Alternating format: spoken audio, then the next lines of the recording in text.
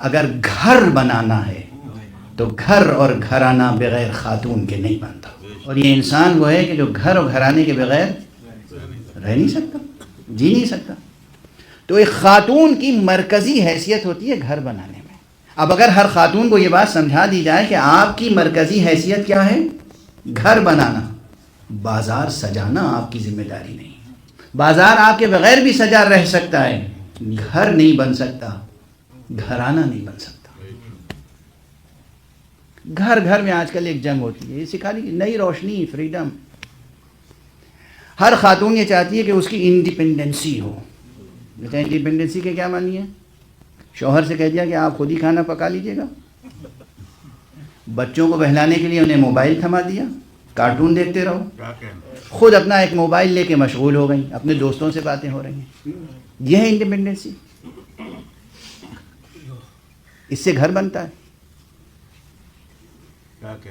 ہم اپنی خواتین کو, اپنی بہنوں کو, اپنی بیٹیوں کو کیا تہذیب دے رہے ہیں؟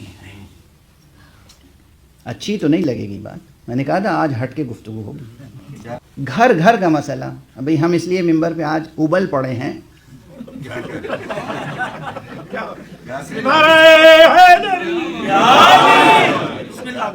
کہ آپ میں سے ہر شخص سوچتا ہے جسے کوئی نہیں ملتا غم ہلکا کرنے کے لیے, وہ کہاں آتا ہے؟ مولانا صاحب. آپ کے گھر کے مسئلے ہیں, آپ کے گھر کے مسئلے ہیں, آپ کے گھر کے مسئلے ہیں, آپ کے گھر کے مسئلے. اور جو لوگ یہاں قریب میں وہی نہیں, معلوم امریکہ میں بیٹھے ہیں, کینیڈا میں بیٹھے ہیں, آسٹریلیا میں بیٹھے ہیں, ہندوستان میں بیٹھے ہیں, افریقہ میں بیٹھے ہیں, جہاں سے بیٹھے ہیں, فون کیا مولانا, مولانا مدد, مولانا مدد, مولانا اغثنی, مولانا ادرکنی, مولانا دعا, مولانا تعویذ, مولانا مشورہ. کیا بھائی بیوی قابو میں نہیں ہے؟ کیا ہو گیا؟ کہ وہ انڈیپینڈنسی چاہتی ہے. ہم کچھ کہہ ہی نہیں سکتے. ہم کہتے ہیں بچوں کا خیال رکھو, کہتی ہیں میں انڈیپینڈنٹ رہنا چاہتی ہوں. ہم کہتے ہیں بھائی گھر کا خیال رکھو, میں انڈیپینڈنٹ رکھنا چاہتی ہوں. یہ دیکھیے, یہ وقت گزاری کے لیے جملے نہیں عرض کر رہا ہوں. گھروں کو تباہیوں سے بچائیے. اور یہ ذمہ داری خواتین کی ہے, وہ اپنی انڈیپینڈنسی کی ڈیفینیشن سمجھیں. انڈیپینڈنسی کے معنی کیا ہوتے ہیں؟ اور اب ایک جملہ عرض کر رہا ہوں, انسان کو تنہائی اور آزادی اگر درکار ہے تو صرف ایک کام کے لیے, تاکہ وہ شوہر سے, اولاد سے, گھر سے, دنیا سے الگ ہو کر تنہائی پائے تو خدا سے راز و نیاز. عبادت کے لیے, دعا کے لیے, مناجات کے لیے, ذکر خدا کے لیے, نماز کے لیے, نہ کہ سگانے دنیا سے اپنی حرمت کو ضائع کرنے کے لیے. بہت سخت جملہ ہے, ہوگا. لگ گئی تیر, نہیں لگی تو دوبارہ کہوں. لگ گیا تیر, نیزہ لگ گیا. کیا معنی ہے؟ آپ یہ چاہتے ہیں کہ میں صرف ہمیشہ آپ کو ہنسا کھلا کے بہلا کے چھوڑ دوں؟ یہ مجلسیں بہلانے کے لیے ہیں. ہر گھر کا مسئلہ ہے یہ. تقریباً یہ بڑھتی جا رہی ہے وبا. بچوں کی تربیت, شیر مادر کا مسئلہ تو بہت پہلے ہی ختم ہو گیا تھا.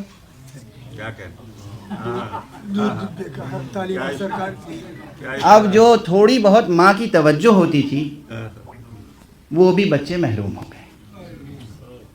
اب بچوں کو کیا, بس موبائل ہاتھ میں, اور بچے سب سے پہلے جو چیز استعمال کرنا سیکھ لیتے ہیں وہ ہے موبائل. سکھاتا کون ہے؟ کس لیے؟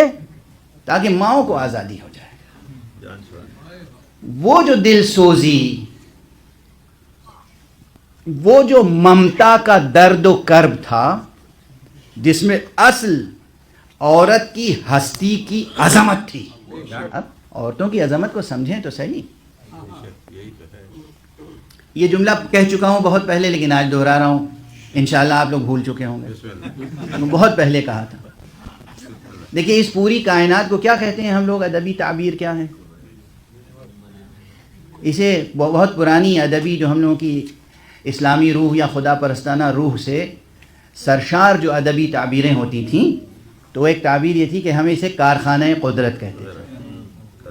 کارخانہ قدرت، یہ قدرت خدا کا کارخانہ ہے، اس میں لاکھوں کروڑوں چیزیں بنتی ہیں، لیکن سب سے بڑی چیز کیا ہے اس میں بننے والی؟ انسان. ہر چیز بنتی ہے کسی سانچے میں، ہر چیز کی تخلیق کا کوئی ظرف ہوتا ہے. سب سے بڑی عظمت خاتون کی یہ ہے کہ ظرف تخلیق آدم رحم بنت حوا ہے.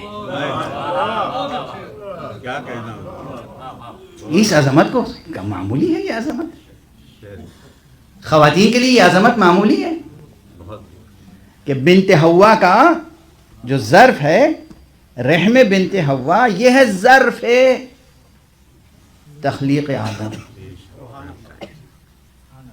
شیر مادر ہے شہد و عسل و دارو ہستی. یہ اس عظمت کو کیوں بھول رہی ہیں آپ؟ نہ ماں کو، نہ بچے کو دودھ پلانا چاہتی ہیں، نہ توجہ دینا چاہتی ہیں، اور آپ کون سی انڈیپینڈنسی چاہتی ہیں؟ کس کے لیے؟ اپنی عظمت کو بڑھانے کے لیے یا اپنی ہستی کو اور اپنی ڈگنیٹی کو تباہ کرنے کے لیے؟ اور یہ سبق کہاں سے سیکھیں گے آپ؟ صرف اور صرف 18 سال زندگی بسر کرنے والی زہرا، اس نے کیا کچھ نہیں سکھایا دنیا کو؟ ایک اچھی بیٹی کی طرح کیسے جیا جاتا ہے، ایک اچھی زوجہ کی طرح کس طرح جیا جاتا ہے، ایک اچھی ماں کی طرح کس طرح جیا جاتا ہے. ماں بھی ایسی ماں کہ جس نے حسن و حسین جیسے بیٹے سے،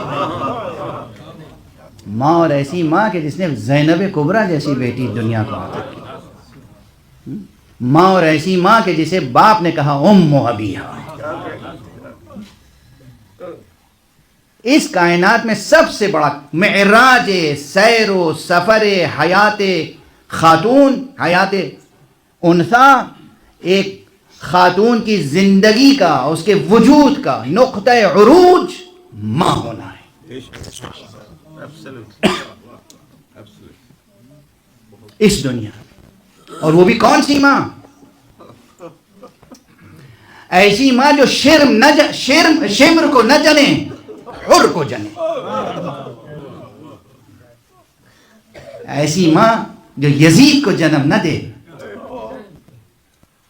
ایسی ماں جو حبیب ابن مظاہر کو جانے.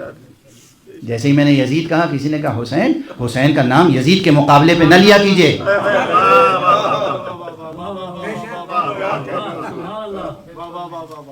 حسین بہت بلند ہے. ایسی ماں نہیں جو یزید کو جنم دے، ایسی ماں نہیں جو ابو جہل کو جنم دے. ماں ہو تو ایسی کہ جو ابو طالب کو جنم دے، ماں ہو تو ایسی جو فاطمہ کو جنم دے، خدیجۃ الکبریٰ. ماؤں کی مثالیں کم ہیں. اور اب ایک جملہ عرض کروں، فضائل ہی ہیں لیکن آپ کی آنکھوں میں آنسو ہیں. یہ آنسو غم کے آنسو نہیں ہیں، یہ آنسو قدردانی کے آنسو ہیں. آپ اس عظمت کو دیکھیں، خواتین اس عظمت کو دیکھیں. اللہ سبحانہ و تعالی نے آدم کو تو بے ماں باپ کے خلق کیا، کوئی ایک بھی ایسا نہیں ہے جسے بے ماں کے خلق کیا. عیسیٰ کو بے باپ کے تو خلق کیا، بے ماں کے خلق نہیں کیا. اس کے کیا معنی ہے؟ وہی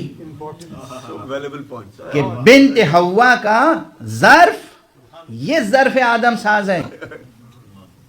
اس لیے تمام خواتین عالم کے لیے فاطمہ بنت محمد وہ عظیم نمونہ عمل ہے جو اس دنیا میں ایک عظیم خاتون بننا سکھاتی ہے، اور اس دنیا کے تمام تر مصائب و آلام کے باوجود خدا سے وابستہ رہنا سکھاتی ہے. یہ فاطمہ کی اصل. کون سی مصیبت ہے جو بی بی پہ نازل نہیں ہوئی؟ لیکن کسی مصیبت سے عاجز آ کے بی بی نے کہیں کوئی ایسا جملہ نہیں کہا جو شایان شان وحدت سے کہیں متصادم ہوتا ہو. نعوذ باللہ، ہم تو سوچ بھی نہیں سکتے. جناب بیوی نے جس بیٹی کو پروان چڑھایا اس بیٹی کی یہ شان ہے.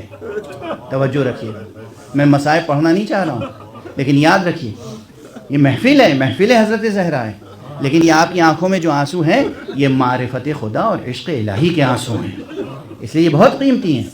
آپ توجہ رکھیے, میں نے تقریر شروع کہاں سے کی تھی؟ یہ وہ ہستیاں ہیں جو انسان کو خدا سے جوڑتی ہیں, خدا کی قدر دانی سکھاتی ہیں, خدا کی قدر شناسی سکھاتی ہیں, توحید سے وجودی رابطہ قائم کر دیتی ہیں.